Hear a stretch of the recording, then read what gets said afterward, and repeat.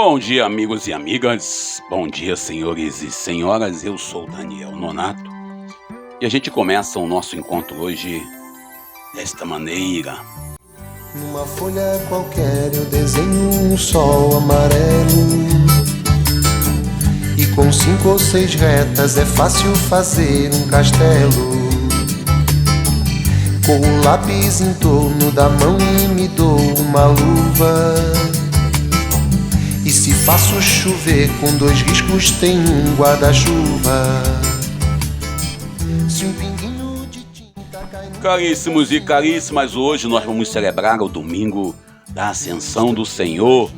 A celebração da Ascensão do Senhor é um momento culminante da missão terrena de Jesus. Mas a gente olha aí para a realidade da semana. Eu peço licença a vocês aí para nos conversarmos, né? Para a gente conversar. Primeiro, a gente olha para a semana e vê que prenderam um camarada chamado MC Pose, não sei ao certo. E aí você vê aí o Nicolas Ferreira, deputado federal por Minas Gerais, fazendo um comentário. O comentário está aqui, é só você olhar aqui, ó. Comentário aí de Nicolas Ferreira falando que a prisão foi injusta. Mas também por que ele fez esse comentário?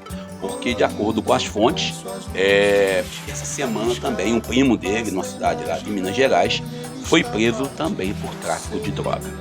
É interessante, cada político tem um MC que merece, né? Eu vou ficar quieto. Também ontem, essa semana, eu comentei em nosso canal aqui, se você estiver aí não está assistindo, pode acessar o vídeo depois. Primeiro, que o ex-presidente Jair Messias Bolsonaro continua provocando, criando situações, e agora o filho dele anunciou, Eduardo Bananinha, que será o candidato a presidente da República no lugar da Michelle. Ou seja, primeiro nós vimos aí a possibilidade da candidatura de Tarcísio, mas Tarcísio parece que está descolando o ex-presidente Jair Messias Bolsonaro. Depois de Tarcísio, aí me vem a proposta, né, de ser a Michelle, e agora já se fala em Eduardo Bananinha. Resumindo a história, nem ele sabe quem vai ser candidato. Eu já vi esse enredo lá em 2018, quando o ex-presidente, na época, ex-presidente Lula, era candidato, depois foi preso, aí ficou aqui empurra. Olha, é a mesma novela, só muda o lado agora. Mas deixa quieto, a gente já sabe já que o Bolsonaro não pode ser candidato, mas ele continua insistindo aí nessa possibilidade. Mas ainda falando da realidade, o presidente Lula falou no Nordeste brasileiro que Deus, eu falei isso ontem no nosso blog, em nosso site também falamos isso, comentamos aqui no canal, que Deus criou a seca no Nordeste, porque sabia que ele seria presidente e iria libertar o Nordeste da seca. Bom, eu particularmente, eu vou fazer o seguinte, o que eu falei ontem: isso não se faz. Esse comentário, ontem também já me ligou falando que eu estou torcendo pelo ex-presidente Bolsonaro, embusteiro. Não estou, só apenas não vou concordar com aquilo que não tem sentido. Agora, se você é do PT e qualquer coisa que o Lula fala, você concorda, me desculpe, companheiro, ou você está ganhando muito dinheiro do PT, que tem muitos que eu conheço, que são fantasminhas, que vivem de boquinha, que fazem acordos políticos, sim, para poder se manter dentro do poder. Ontem mesmo eu conversava com uma pessoa, ele falava sobre o cidadão que chefia uma das estatais, ou autarquias aqui no Rio de Janeiro, que não tem nenhum segundo grau, mas é chefe de uma empresa aqui no Rio de Janeiro, no estado do Rio de Janeiro, nomeado pelo governador porque ele foi um dos camaradas que apoiou o governador. Mas deixa quieto, isso aí acontece na direita e na esquerda, mas eles dizem que não. Vamos nós lembrar do evangelho de hoje, da liturgia de hoje, antes que alguém me processe também aqui. Lembrando que a liturgia de hoje, Atos dos Apóstolos, capítulo 1, versículo 1 ao 11. Lembrando que o Atos dos Apóstolos, capítulo 1, 1 ao 11, narra a despedida visível de Jesus. É o início da missão das igrejas. Homens da Galileias, por que ficais aqui parados olhando para o céu? Lembrando que Atos dos Apóstolos 1, versículo 1 ao 11, é a continuação do Evangelho de Lucas. O salmo é o Salmo 47, entre parênteses, 46, que fala em tua alegria da realeza divina. Por entre aclamações, Deus se elevou, o Senhor subiu ao toque da trombeta.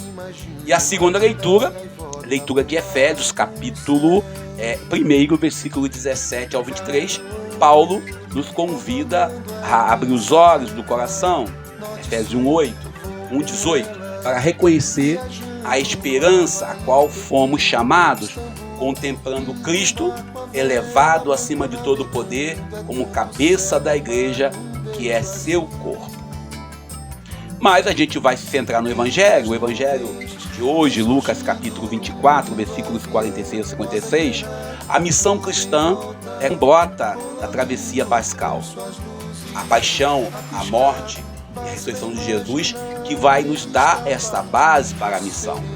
A missão cristã, ela nasce desse contexto todo. Ou seja, nós não podemos ficar remidos ou presos somente à proposta do Cristo vencedor da morte, mas é um Cristo real que caminha no meio da gente. O Cristo ressuscitado não nos envia ao mundo como meros administradores da fé, ou mesmo burocratas do sagrado, mas envia cada um como testemunha do escândalo do amor que ele ousou vencer, que foi a cruz. O túmulo, que toda a estrutura de morte que ainda nós temos em nossas comunidades, em nossas realidades, e assim está escrito: Cristo sofrerá, ressuscitará dos mortos ao terceiro dia, e o seu nome será anunciado a conversão e o perdão dos pecados. Lucas capítulo 24, versículo 46 e 47. Esse anúncio não é um murmúrio neutro, ele é um grito que interrompe contra o pecado estruturado em desigualdade, em idolatria do poder, e a religião domesticada que tenta aprisionar a voz e o sonho do ressuscitado. Jesus, quando veio à Terra, ele interpretou a sua vida e morte não apenas através de uma teoria, mas ele aplicou plenamente à luz da Sagrada Escritura. E quando ele abre as inteligências dos seus discípulos para entender a Sagrada Escritura, aqui em Lucas 24, versículo 45, não se trata de uma leitura superficial ou acomodada, mas de uma hermenêutica que confronta os poderes estabelecidos. Como os profetas que precederam Jesus, não interpretou a lei para legitimar os poderosos, mas para libertar os pobres. Todas as vezes, a religião que nós seguimos é usada para, vamos dizer assim, servir àqueles que estão no poder. Foi assim na Idade Média, foi assim na Idade Moderna, foi assim no Brasil colonial, ainda é assim em algumas partes do nosso país e até mesmo em nossa realidade aqui no Rio de Janeiro. Jesus, ele não veio abolir a lei, mas levar a plenitude. A plenitude do amor, da misericórdia, da justiça. A palavra de Deus é viva. Ela é uma palavra eficaz. É uma palavra que penetra como uma espada de 2 gumes. E a gente vê claramente em Hebreus 4:12. Por isso, a fé não pode ser reduzida a um mero moralismo. Isso pode, isso não pode. Isso é litúrgico, isso é canônico. É um rito apenas vazio, essas interpretações moralistas. Ou apenas bênção de projetos políticos que pisoteiam os pequenos. Por exemplo, no Vietnã era comum alguns capelães benzerem fuzis dos algozes dos vietnamitas, como também na Argentina, aqui na período da ditadura. Eu não vou falar do Brasil porque de mais a mais não tenho fonte sobre isso. Este povo, já diz Jesus, esse povo me honra com os lábios, mas seu coração está longe de mim. Ele cita isso lá em Marcos 7, versículo 6, fazendo uma referência a Isaías 29, versículo 3. Isso, ainda para nós hoje, ressoa como um alerta eterno. Sabe, senhores, a missão confiada aos discípulos se tece em 2 verbos fundamentais. O verbo converter e perdoar. Lucas 24, versículo 47. A conversão, a famosa metanoia, não é simples troca de religião ou adesão a doutrinas, a ritualismo, a normas, a teorias, mas é uma ruptura com o pecado social, com a idolatria do dinheiro e do poder, da violência e da fake news ainda, que alguns defendem. E aí a gente lembra claramente lá em Isaías 10, versículo 1, Ai dos que fazem leis injustas, que escrevem decretos opressores. Branda forte o profeta Isaías. O perdão, por sua vez, não é a indiferença moral, nem uma reconciliação sem justiça. Infelizmente, em alguns processos que nós estamos trabalhando, é um desabafo essa parte, onde eu estou sendo afastado de alguns movimentos, de alguns grupos, porque eu breguei pelo direito da justiça. Porque eu cobrei que se fizesse justiça a partir daquilo que eu vivi. Mas tem uma pessoa especialmente que ela faz questão de me atacar, e ataca de graça, sem me pagar nada, e me ofende gravemente por eu brigar por aquilo que é certo. Isso é um desabafo meu, de Daniel Nonato. Infelizmente, às vezes sou mal compreendido quando eu venho falar com vocês aqui, porque alguns entendem isso como uma forma de atacar, quando na verdade nós estamos aqui apenas para ajudar você a refletir. É uma graça que liberta e reconstrói o tecido humano, às vezes marcado, esgarçado por um sistema de morte. O Cristo ressuscitado carrega as marcas da crucificação. João 20, versículo 27. O Cristo que venceu a morte é sinal indelével que a ressurreição não é a amnésia do sofrimento, pois ele carregava a marca, mas é a memória viva das vítimas que ainda clamam por justiça diante do sistema que nós conhecemos, inclusive o sistema religioso. Como Santo Estevão testemunhou, nosso primeiro mártir: eu vejo o céu aberto e o Filho do Homem de pé à direita de Deus Pai. Atos 7:56. Cristo, que é exaltado, é presença solidária no sofrimento dos mártires e discípulos perseguidos. Não é ausência e cumplicidade redentora com injustiçados. A gente, quando fala em justiça, alguns entendem como algo fora da realidade. Deixa que Deus vai fazer justiça. E aqui quando Jesus fala, permanecei na cidade até que seja revestido da força do alto, permanecer na cidade é permanecer dentro do contexto da realidade que vivemos. A missão nasce do Espírito e não do poder clerical, não da cátedra ilegítima de alguns, mesmo tendo mandado legítimo.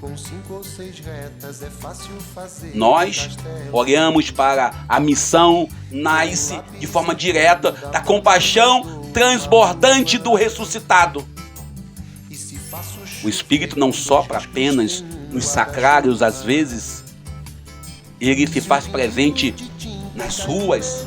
Ele não sopra apenas em missas longas, com pregações bonitas, em missas bem cantadas, com produções dignas até mesmo de um bom teatro.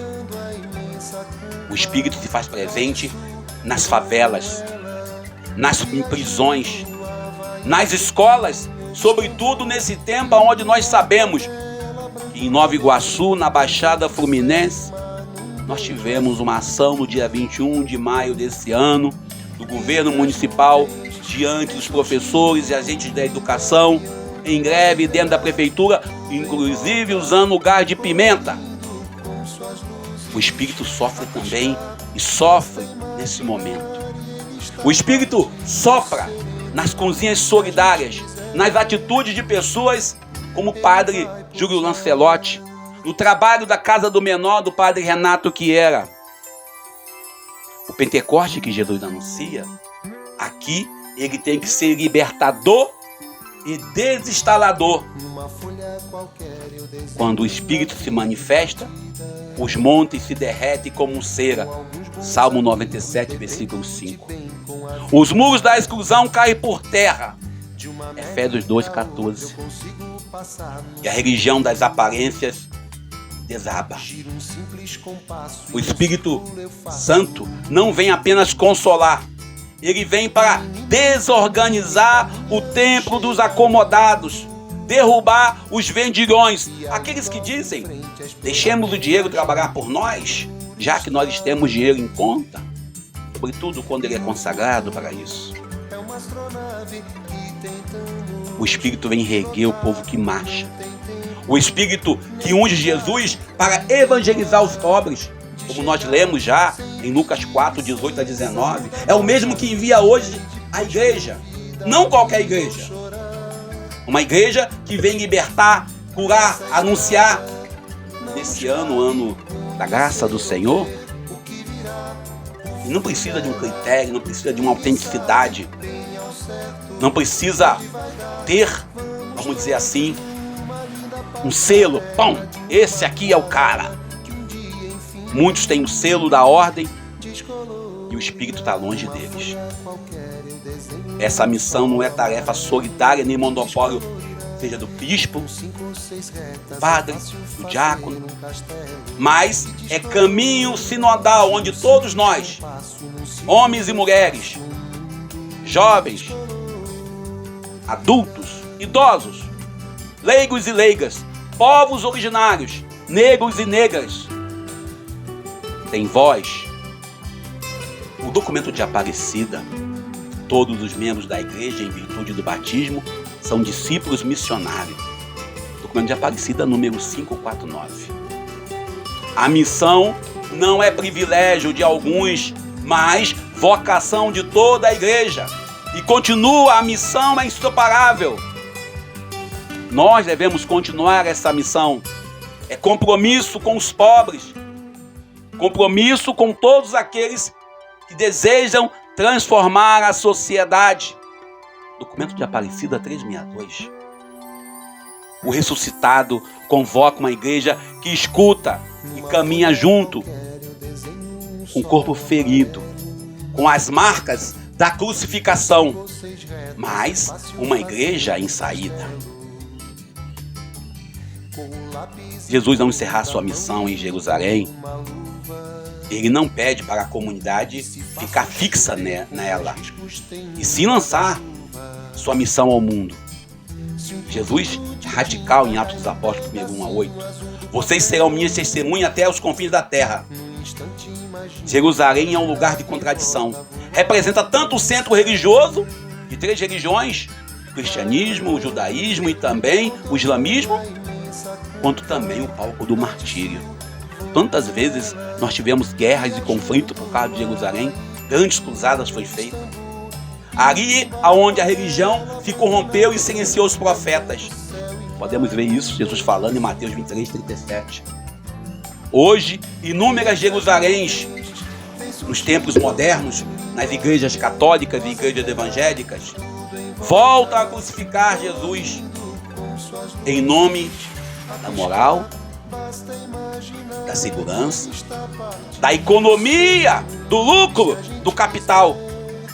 Igrejas apoiam projetos armamentistas, racistas, antissociais, tornam-se hoje Jerusaléns da morte, não lugares de ressurreição.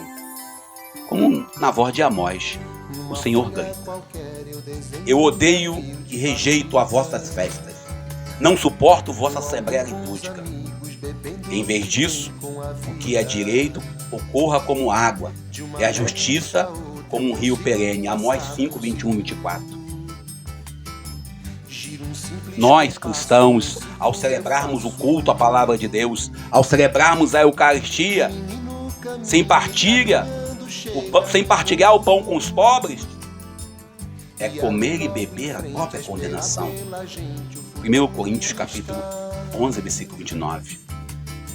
A missão da igreja brota do altar, mas só se realiza quando o altar se prolonga na mesa dos excluídos.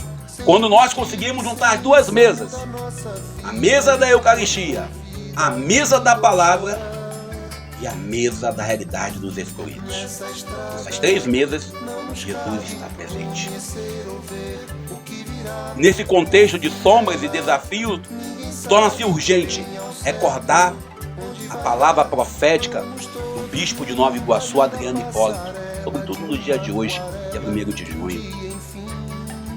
A aclamação a Cristo Rei só se tem sentido se for feita com punhos cerrados contra toda forma de opressão. A fé não pode ser domesticada nem convertida em instrumento de dominação. A missão cristã é, antes de tudo, um ato de resistência, uma presença solidária, um compromisso inabalável com aqueles que continuam sendo crucificados pelo sistema de morte. A missão cristã exige coragem, senhores e senhoras. Coragem profética. Nesse tempo que a extrema-direita, onde temos aí muitas fake news, inclusive religiosas, onde se manipula as escrituras, onde tem cruzadas evangélicas, marchas e marchas para Jesus, sem Jesus, de acordo com o amigo da igreja presbiteriana, pastor, contra os direitos humanos.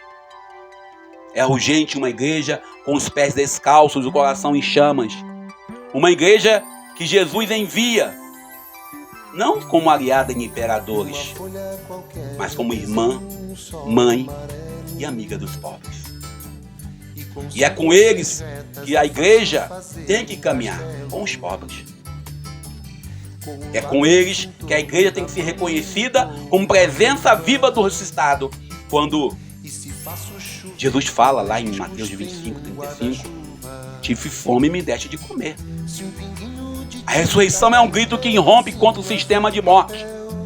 O Cristo que subiu aos céus não fugiu do mundo, mas planificou com a esperança do crucificado, onde um povo luta, onde a comunhão é solidária, onde a resistência contra o ódio que insiste em se espalhar, ali está a força do Espírito que vem do alto. Caríssimos e caríssima, a gente pede que você deixe seu like, seu comentário também em nosso vídeo é muito importante.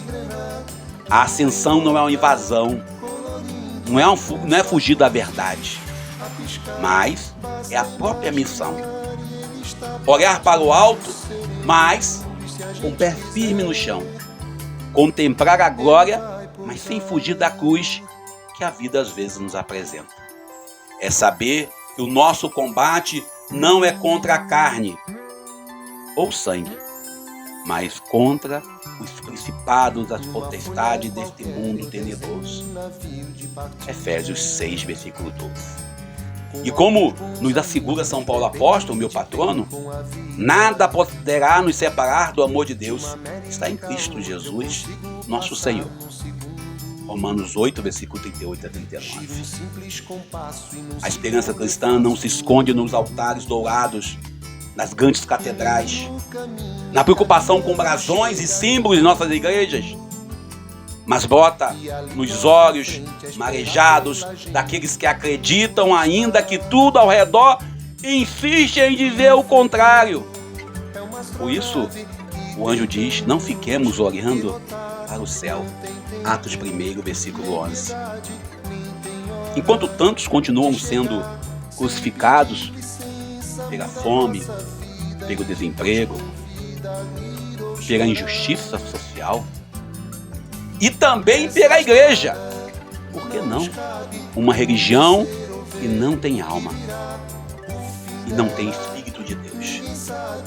Se somos testemunhas do ressuscitado, devemos gritar como Isaías. E gritar forte. Quebrar as cadeias da injustiça. Repartir o pão com os famintos. Acolher os pobres errantes. Esse é o jejum que agrada o Senhor. Isaías 58, versículos 6 e 7. Eu falo por aqui, peço a você que deixe seu like, compartilhe esse vídeo. A missão não acabou. Ela apenas começa.